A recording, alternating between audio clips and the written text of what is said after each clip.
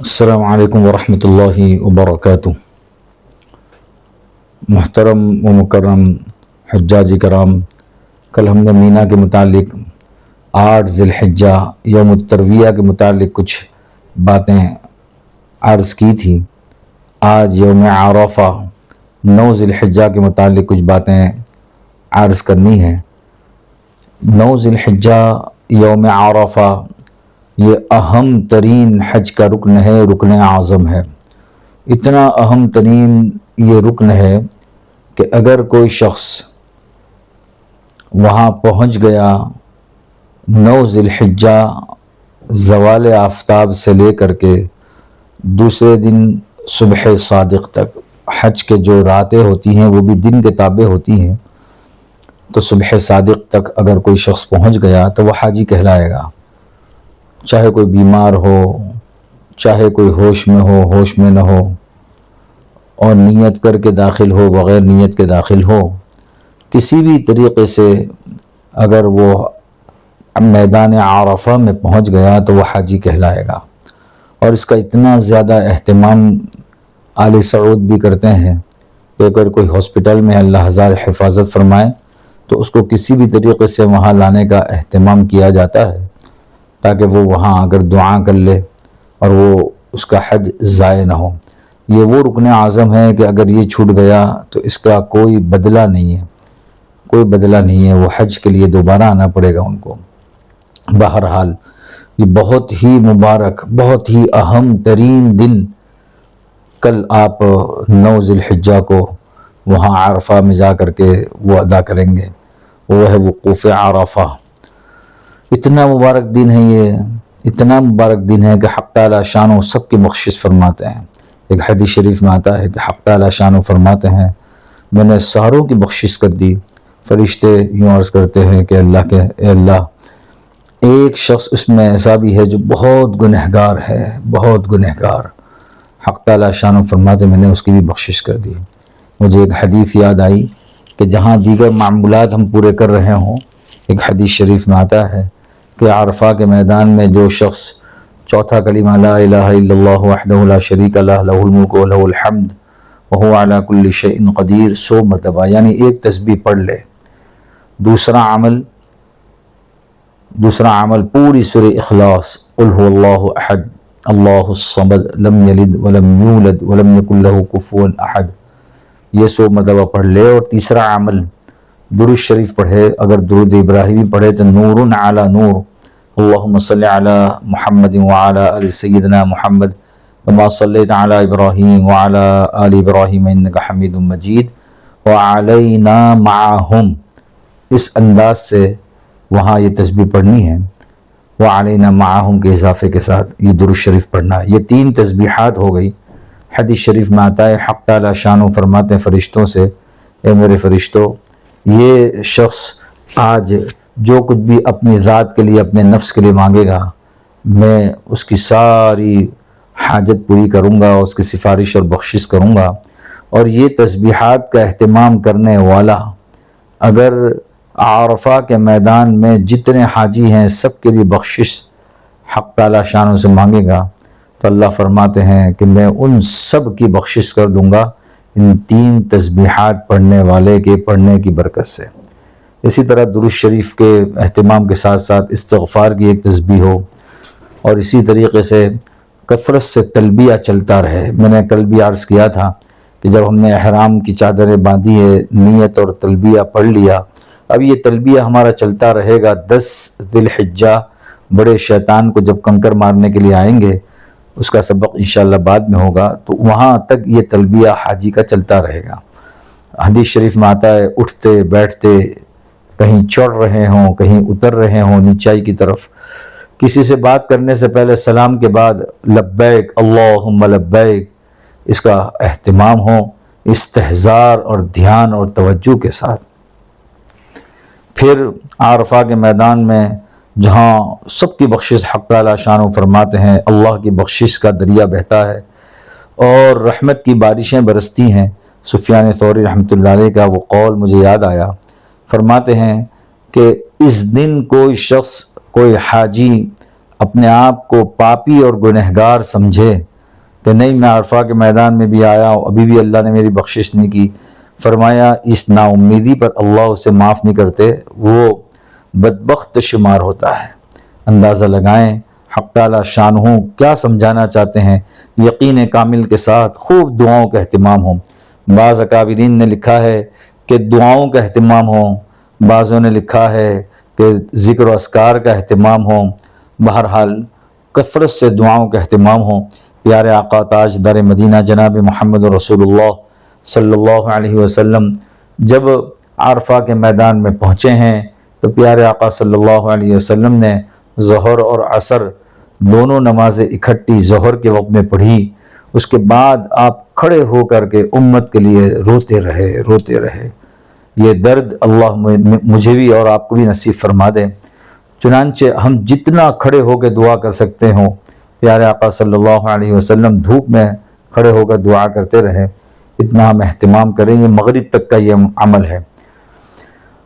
عرفہ کے میدان میں جو اصل وقت ہے، واجب وقت، وہ زوال آفتاب سے لے کر کے غروب آفتاب تک کا وقت ہے۔ زوال آفتاب کے بعد اگر ازدحام کثیر نہ ہو اور وافر مقدار میں پانی میسر ہو تو ہم ایک جو ہے غسل کریں گے، نفل غسل ہے، اور اس کے بعد اعمال میں مشغول ہو جائیں گے۔ پیارے آقا صلی اللہ علیہ وسلم نے غسل فرمایا تھا، لیکن اگر پانی وافر مقدار میں ہو اور کسی کو زحمت نہ ہو اور پھر اعمال میں مشغول ہو جائیں۔ سب سے بڑا المیہ، سب سے بڑا نقصان عرفہ کے میدان میں لغویات ہوتا ہے۔ آدمی جب لغویات میں ہوتا ہے تو بہت سارے اعمال سے، توجہ سے، رجوع الی اللہ سے دور ہو جاتا ہے۔ ہاں، حدیث شریف میں آتا ہے من حسن اسلام المرء ترکہ ما لا یعنیہ، انسان کے اسلام کی خوبی یہ ہے کہ وہ لا یعنی باتوں سے اور لا یعنی کاموں سے اپنے آپ کو بچا لے۔ چنانچہ یہ بہت ہی قیمتی وقت ہے جس کے لیے اتنا پیسہ خرچ کیا اور عرفہ کے میدان کے انتظار میں حاجی رہے، آج اس عرفہ کے میدان میں حق تعالی شان آپ کو پہنچایا ہے، لہٰذا اس کی قدر ہم سب کو کرنی چاہیے۔ پھر عرفہ کے میدان میں اگر غروب آفتاب سے پہلے کوئی نکل گیا، بعض جو گروپ کے ذمہ دار ہوتے ہیں وہ بس میں بٹھا دیتے ہیں اور وعدہ کرتے ہیں کہ بس نہیں چلائیں گے، یہ تو صحیح ہے، لیکن اگر کوئی بس چلا دے تو آپ ان سے پیار محبت اور اکرام سے روکیں کہ بھائی عرفہ کے میدان سے اگر کوئی شخص غروب آفتاب سے پہلے نکل گیا اور غروب آفتاب سے پہلے ہی واپس نہ آیا تو اس پر دم آ جائے گا، اور جب حج میں زیادہ دم آتے ہیں تو پھر اس صورت میں وہ حج مقبول اور مبرور کے اندر کمی آتی ہے۔ اس لیے اس مسئلے کو سمجھنا چاہیے اور غروب آفتاب تک دعا میں مشغول رہنا چاہیے۔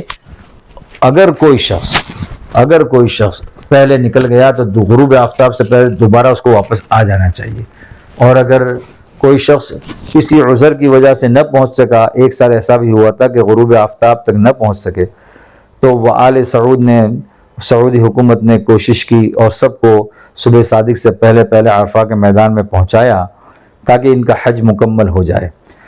یہاں سے جو ہے ایک اہم مسئلہ ہوتا ہے مسجد نمیرہ جو عرفہ کے میدان میں ہے۔ ہمارا مشورہ یہ ہوتا ہے کہ آدمی وہاں جو ہے نہ جائے، اپنے خیمے میں ظہر کے وقت میں ظہر اور عصر کے وقت میں عصر پڑھ لے، اور جو پہلے دن کل سمجھایا تھا کہ 9 ذی الحجہ کو فجر کی نماز کے بعد سے تکبیر تشریق والا عمل بھی شروع ہوتا ہے، وہ تکبیر تشریق والا عمل بھی ہر نماز کے بعد ساروں کے لیے پڑھنا، چاہے مسافر ہو چاہے مسافر نہ ہو، چاہے مرد ہو چاہے عورت ہو، ہر ایک نے پڑھنا واجب ہے۔ چنانچہ مرد حضرات زور سے اور مستورات آہستہ ایک مرتبہ تکبیر تشریق پڑھیں گے اور ایک مرتبہ تلبیہ بھی پڑھیں گے۔ تو یہ بھی ظہر اور عصر میں بھی تلبیہ بھی پڑھنا ہے، تکبیر تشریق بھی پڑھنی ہے، پہلے تکبیر تشریق پڑھ لیں، یہ عمل ہو گیا۔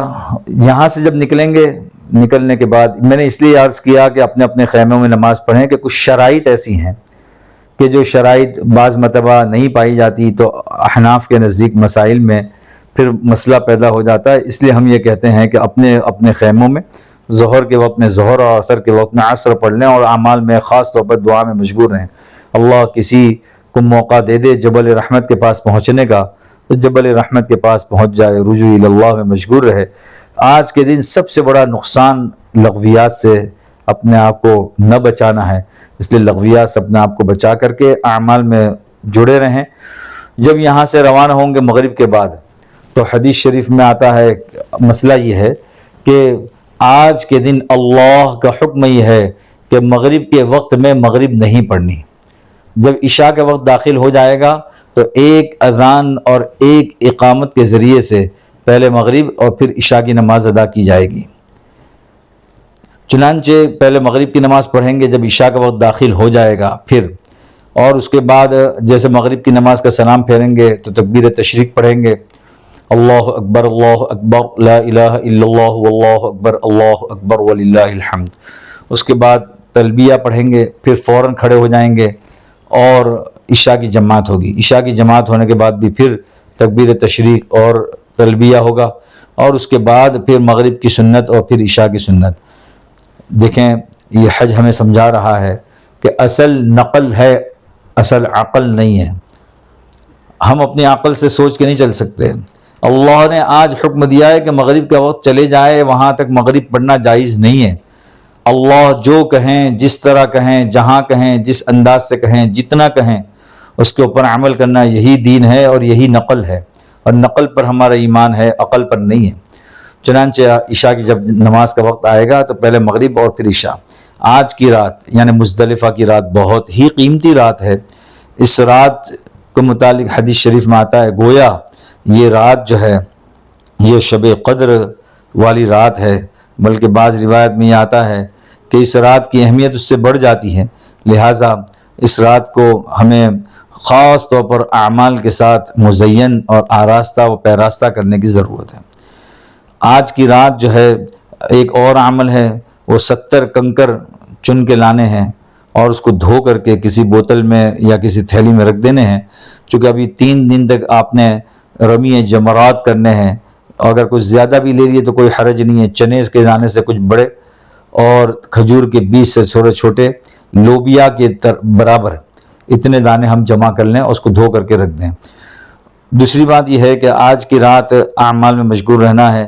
آج کی رات فجر صبح صادق کے بعد اول وقت میں غلس ہی میں عبداللہ بن مسعود رضی اللہ تعالیٰ عنہ کی روایت ہے کہ فجر کی نماز ادا کرنی ہے۔